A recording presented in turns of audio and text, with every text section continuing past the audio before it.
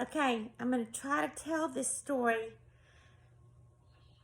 so I can write it. Okay, because everybody says that I can't write it because I don't tell it. All right, hang on, let me see if my hair looks good or not. Okay. There are several stories, but this is a mama story. This is my mother. Now, Lindsay calls her now.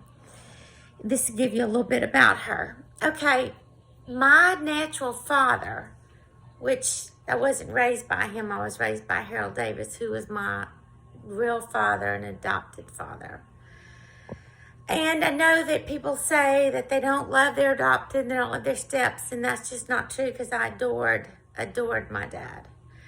He's the best dad a man could ever be, and he was just a good father. Anyway, so I got this call late at night that my natural father was sick.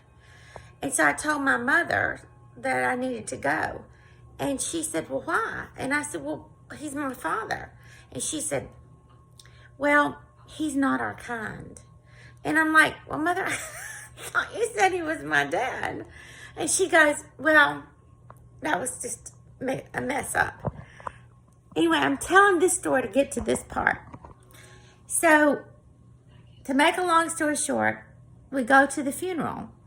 And my mother keeps telling me that they're not our kind and that I shouldn't be there. And she just goes on and on and on. And I loved everybody. They were sweet. They were nice. And apparently they're my relatives.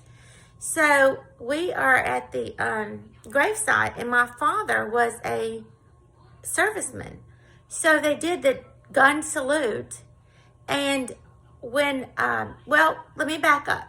My grandmother, my father's mother, she talked all the time. She just never shut her mouth, and she just yak all the time.